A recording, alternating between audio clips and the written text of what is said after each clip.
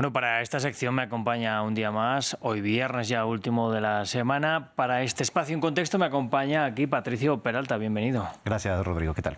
Pues muy bien, vamos a irnos en concreto hasta Perú hoy, ¿verdad? Porque han hecho un cambio que ha generado bastante polémica. Estamos hablando de la reciente ley aprobada por el Congreso que atentaría contra las ONG y ha habido bastantes pronunciamientos dentro y fuera del país. Así es, concretamente el Congreso peruano aprobó con 82 votos este miércoles el dictamen que reforma la ley de creación de la Agencia Peruana de Cooperación Internacional, conocida como APSI. Obtuvo los votos de la bancada del Fujimorismo, aliada del gobierno de Dina Boluarte, y otros partidos amigos. La norma ahora pasará al Ejecutivo para que la observe o directamente la promulgue. El texto está enfocado, según quienes impulsan esta norma, a transparentar las actividades de las organizaciones no gubernamentales, tanto su financiamiento como su accionar, y establece incluso algunas sanciones. Por ejemplo, consideran como una infracción muy grave que estas ONG destinen recursos hacia actividades que han sido declaradas administrativa o judicialmente como actos que afectan al orden público, a la propiedad pública o privada, la seguridad ciudadana, la defensa nacional o el orden interno. Esto quiere decir que es una referencia a las marchas y movilizaciones, por lo que las ONG que respalden estos actos y no estén alineados al gobierno podrían verse afectadas y calificadas como una falta muy grave. Otro punto clave es que califican de igual forma como falta grave el financiamiento o asesoramiento de acciones judiciales y administrativas contra el Estado peruano. Es decir, las ONG no podrían apoyar a víctimas de violaciones de derechos humanos que quieran presentar denuncias contra el Estado. Bueno, la pregunta ahora es también en qué punto quedan, ¿no?, las víctimas que ya tienen protección de las ONG y qué es lo que han dicho las organizaciones.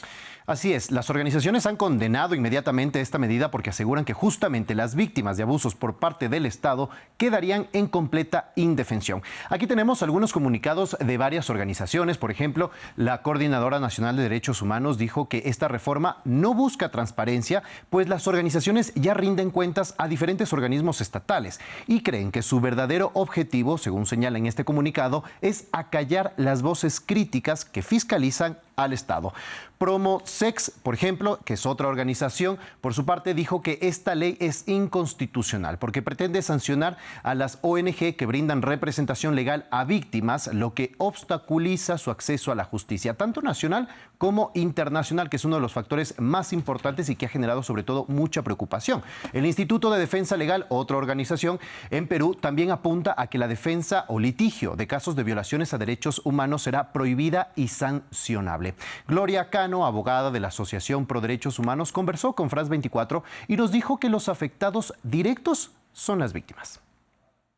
Aquí lo que están prohibiendo es que nosotros podamos acompañar a estas víctimas, unas víctimas que no tienen dinero como para contratar abogados. Nosotros tenemos actualmente 2 casos ante el sistema interamericano pendientes de audiencia ante la Corte Interamericana. De acuerdo a esta ley, nosotros no podríamos presentarlos más ante esta instancia interamericana porque iríamos contra el Estado peruano.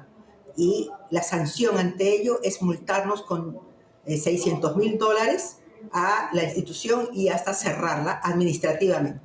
Bueno, esto es una ley que viene discutiéndose desde hace largo tiempo y de lo que, bueno, la ONU ya había alertado incluso el año anterior por los riesgos que podía suponer, ¿verdad?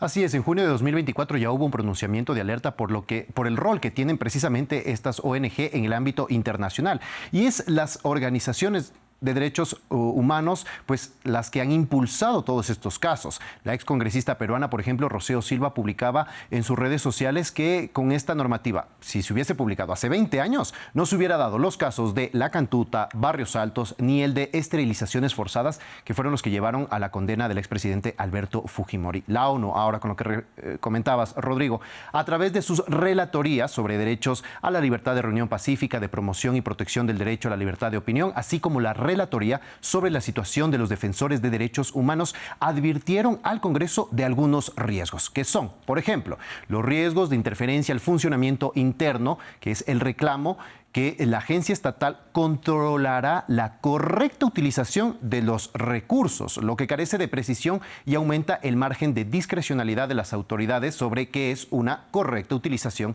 de los recursos que estas organizaciones reciben. Otro riesgo es la disolución de las organizaciones por las infracciones muy graves que les había comentado cuáles eran algunas. Precisamente señalan que estas relatorías dicen que esta medida es de último recurso y cuando existan justificaciones claras y convincentes. Por último, los riesgos de estigmatización contra las ONG, porque la agencia clasificará a las organizaciones que desarrollen activismo político, lo que generaría un efecto de amedrentamiento o silenciamiento según la ley. Toda ONG que busque modificar una política pública ya está ejerciendo un activismo. Es decir, cualquier ONG que busque cambiar, por ejemplo, políticas ambientales o de género, pues ya estarían clasificadas en esta lista. Bueno, pero ha habido también otro tipo de denuncias, ¿verdad?, de algunas otras agrupaciones. Se está hablando, bueno, de esta vulneración en contra de los derechos humanos en un país que, bueno, ya se ha explicado, tiene quizás un largo historial, sobre todo en ese momento de la presidencia de Alberto Fujimori por las esterilizaciones forzadas.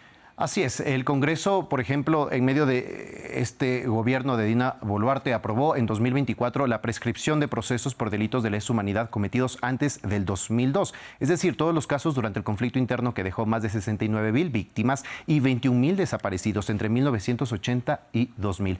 A ello se suma, nos comentaban las organizaciones, otras medidas en contra de los defensores de derechos humanos, de las búsquedas, por ejemplo, y en contra de la memoria en Perú. Gloria Cano nos explicó que la impunidad es la regla en este gobierno.